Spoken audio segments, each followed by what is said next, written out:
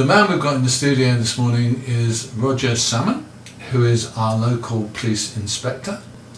I have to tell you that there's been some debate about the increasingly wrinkly presenters here about policemen looking younger, and I think he could be old enough to get a driving licence. I'm not entirely sure. You are correct. I look younger than I actually am. I got asked for my ID at the local co-op the other day, buying a bottle of wine, which was quite amusing as I'm 39 and a police inspector. But there you go. It's good to know that they're doing their job as well. Challenging. Did you bring out your police ID card? I had to, unfortunately. Excellent. Yes. Otherwise, my wife would have been annoyed if I hadn't come back with a bottle of wine. Well, yeah, I don't blame her. Did that actually shake 7 bells out of the person who asked you? Oh, well, I think they are. I congratulated them on challenging me, actually.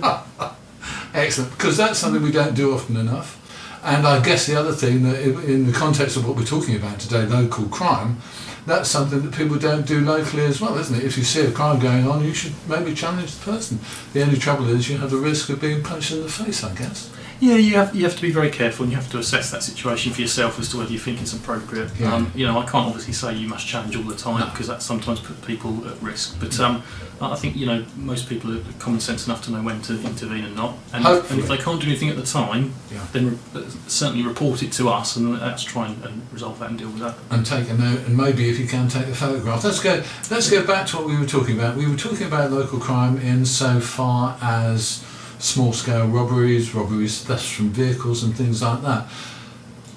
One of the issues that we addressed previously, or that we spoke about briefly previously, was about actually reporting crimes, because it's got to be a problem for the police when you look at your crime figures. You obviously get those daily, weekly, monthly, whatever, and they go up the line, I guess, and eventually your chief constable sits in front of or beside the police commissioner guy and says, well, your crime figures have gone up, Charlie, and whatever happens from that point.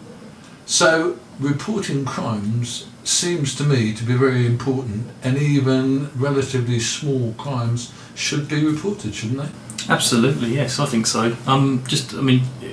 In the last 3 years, we average about 1,343 crimes for the entire Suffolk Coastal District, if you like.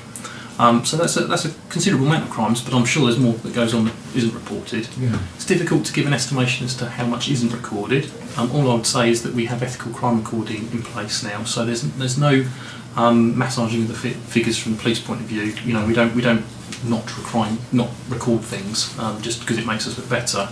We're all about sort of being quite transparent and open about crime recording. So the onus really then goes on to the public to make sure they report it.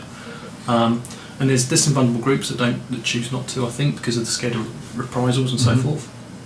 And I think we can only just put the message out there that if we don't know about it, then actually we can't actually task our resources accordingly to help those issues. And that one small theft that you may have may be reciprocated all around the area.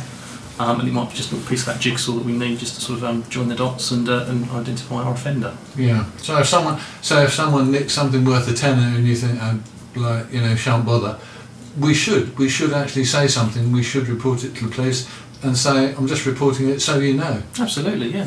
And at that point, it will go into your figures, and you may be able to use it in some way to associate with other similar crimes. Absolutely, because obviously where the demand is in our service, we'll prioritise resources accordingly. I think the worst that's going to happen is that we'll make a report of it. It may not become relevant into any other investigations, but our Safe Neighbour teams, we take an interest in what comes in on our local patches. It may be that a local PCSO will come and give you some reassurance, if nothing else, some crime prevention advice, that sort of thing. They're all options available to us. So we'll prioritise those crimes. We'll look what we can do, what's efficient and appropriate to do in the circumstances. But you've got to tell us about it, otherwise we can't really respond accordingly. So if something happens to you, if something happens in your neighbourhood, if something happens in your car, your van, in your home, tell the police, because they actually do want to know. So that's worth remembering. The other thing I want to get from you, Roger, while you're here, is just an idea of how people can improve the security of their vehicles. So often it seems to me we pass vans that say no tools are kept in this van overnight, and jolly well they probably are. and we see lots of vehicle robberies, small-scale vehicle robberies, that may not be hugely important in terms of dish-dosh. It's not big lumps of money, but in fact it messes up people's lives for a few days or weeks, causes a lot of hassle, and people don't think it's important generally, but in reality it is, isn't it? Tell us how we can make our cars, our vehicles, our tools, what we use, more secure. Well, I mean, the first thing I'd like to say is that it's deeply, deeply frustrating. It has been throughout my career, seeing crime reports come in regularly and in volume of things that have been stolen from vehicles or houses and so forth, and the word insecure comes up on those reports, i.e. the person's left the car insecure, left the house insecure, and they've allowed easy access for those people to get in. It's disappointing, unfortunately. I mean, I secure my car every time I leave it, and I don't put anything on show. That's some things that, you know, just at a very basic level people can do to sort of avoid being a victim of offences. Mm-hmm. Visual deterrents such as steering locks, sort of handbrake locks, gear stick locks.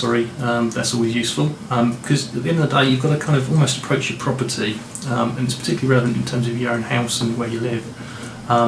You've got to kind of put yourself in the mind of a villain, really, mm-hmm. And take that moment just to sort of perhaps walk into your own street or wherever you are, and just sort of say, you know, if I was a villain, what vehicle would I actually attack in the first instance if I needed some property quickly to make some money?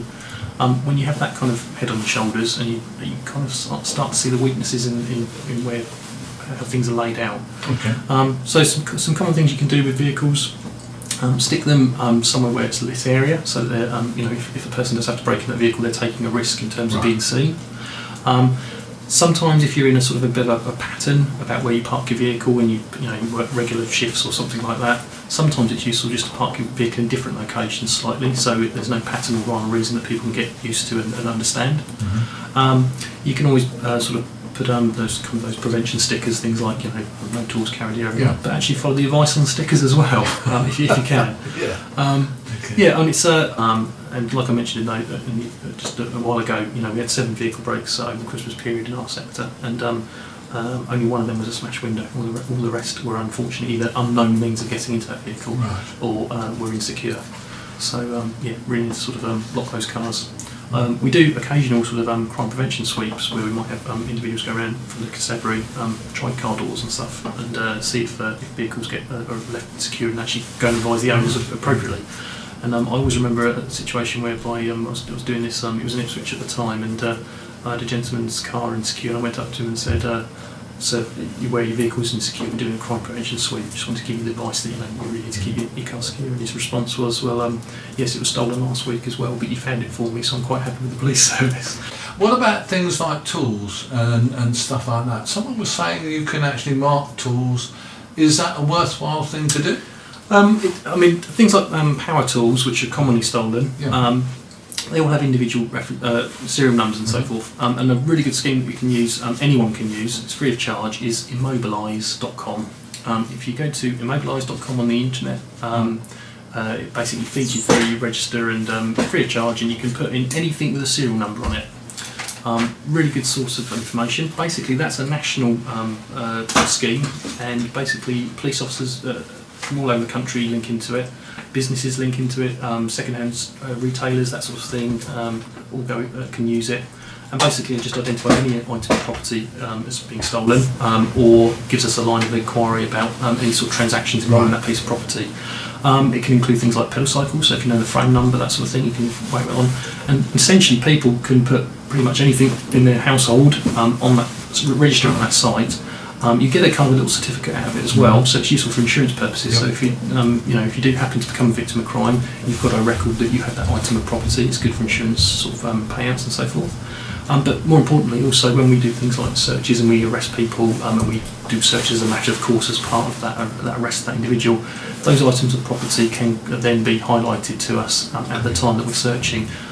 And there's extra stolen property here that we didn't even know about was linked to this person, and we can then detect your offence, if you like, and find the offender for your theft. What about things like UV marking? Because you can buy UV markers, can't you? Yeah, you can, and absolutely, why not?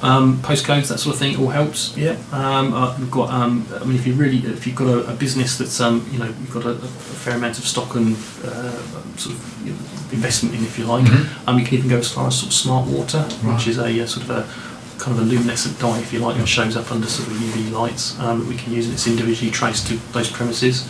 And what we do is our people that we arrest for offences, when they come into our police investigation centres, we have UV lights as a matter of course they have to walk past to sort of identify if they've been involved in any of those sort of nearby smart water activations.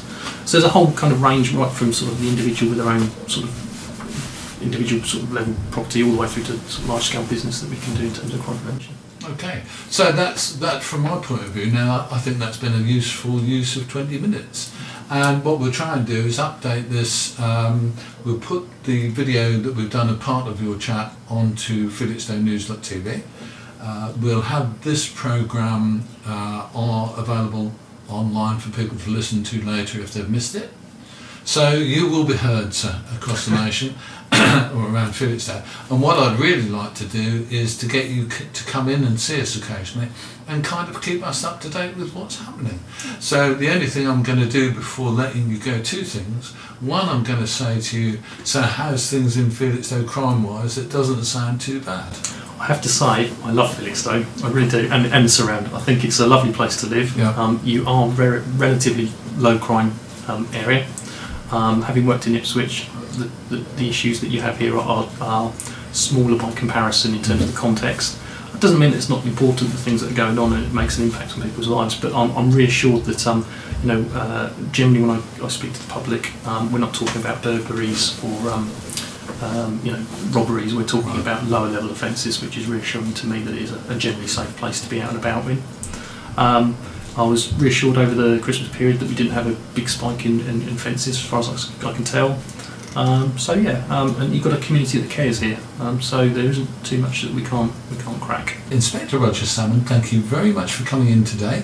We will hear more from this man over coming months on Felixstowe, and hopefully, if you've got questions, we'll work out some ways of getting the questions in front of the man on the day, and we'll see what we can do. Roger, thank you so much. Thank you for having me.